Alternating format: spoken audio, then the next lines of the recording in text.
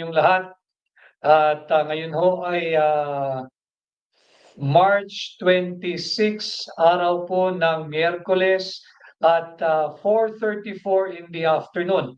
Medyo maaga po tayo sapagkat ako ho ay nasa labas at may inaantabayan ng biyahe pabalik.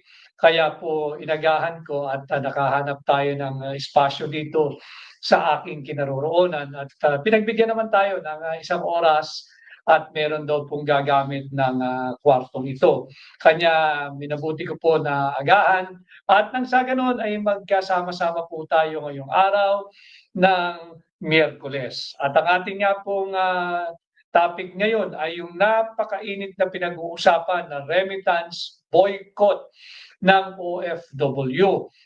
Naka-emphasize po yung salitang boycott sapagkat yan ang ating hihimayin, ating tatalakayin at lalagyan ng tamang teksto at konteksto dito sa sinasabing remittance boycott ng ating mga overseas Filipino workers. Meron nag-message agad, yes to zero remittance at si Mylis, hello, kay Hermie, kay Lorraine Bakalan, watching from Hong Kong, mabuhay po kayo riyan.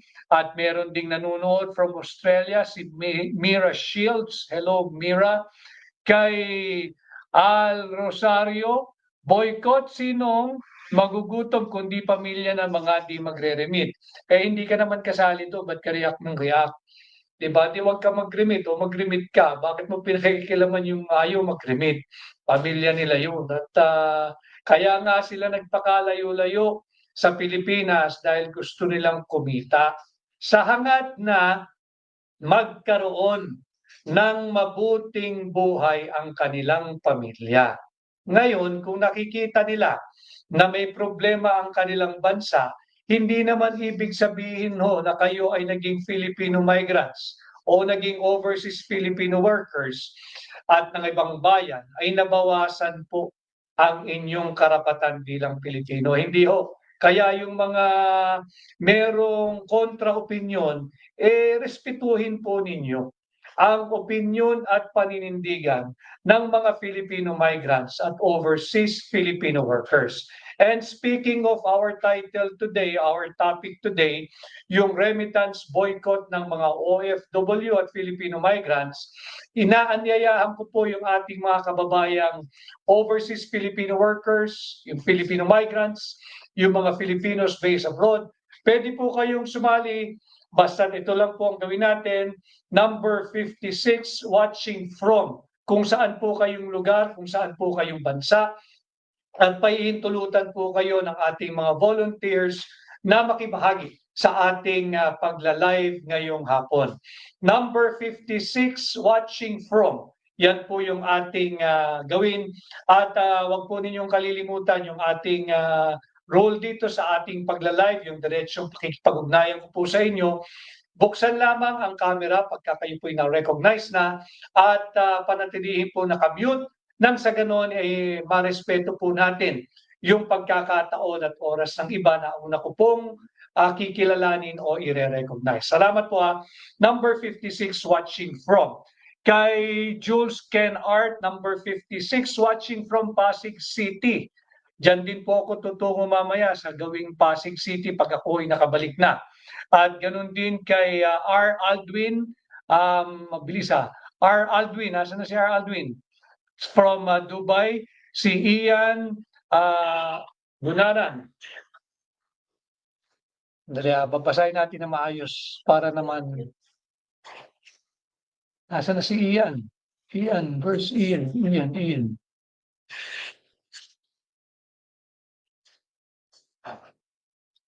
Kagaya nito, si Lakwat Zara. Kapag ayuda sa Pilipinas, yung mga may OFW hindi kasama sa ayuda. Tama ho. Kaya nga po, pumuposisyon, naninindigan yung ating mga OFW. Meron po hindi sumasang-ayon. Wala po tayong magagawa sa hindi sumasang-ayon. Rinerespeto at rerespetuhin natin ang kontra-opinyon. Ganon din po yung merong kontra-opinion o hindi sumasang-ayon. Respetuhin ninyo yung paninindigan ng mga nais lumaho sa tinatawag na zero remittance or remittance boycott ng OFW.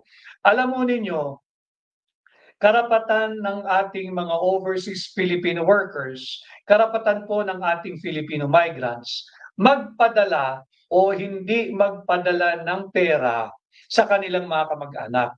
At wala po tayong pakialam doon. Sila ay pribadong empleyado sa ibang bansa. Ang kanilang pera ay pribadong pera. Pera nila yun. Kung paano nila gusto gastusin, wala po tayong pare-parehong pakialam doon. Kaya yung mga nagsasabi na magugutom ang pamilya, bakit po ba mas marunong ka pa doon sa may pamilya na ayaw niyang magpadala? Hindi naman po perpetual or forever yun. Ito ay paninindigan ng mga overseas Filipino workers. Ito ay paninindigan ng Filipino migrants. Ito po ang kanilang paniniwala bilang susog sa panawagang Bring Back Tatay Digong Home. Yan ang kanilang pamamaraan ng pagsasalita, pagsasalahad, pagpupuna at malayang pagtitipon at malayang pagprotesta sa hindi nila pagsang-ayon sa polisiya ng gobyerno. Ito nga po yung pagbibigay kay Pangulong Duterte sa banyagang kamay, sa banyagang korte, sa banyagang tagausig at banyagang mahistrado. Kaya respetuhin natin yung ating mga overseas Filipino workers, yung ating mga Filipino migrants na nanawagan, na nanindigan ng remittance boycott. Hindi ko po alam kung hindi ko matiyak kung ilang araw o ilang linggo nilang gagawin ito. Magkaganoon pa man, ulitin ko, may mga nagme-message po. Si Lorraine Argante, number 56 from Saudi Arabia. Marami pong salamat sa iyo, Lorraine. Yung si Rafael Madalaga Botal, number 56 din, watching from KSA. Maraming salamat.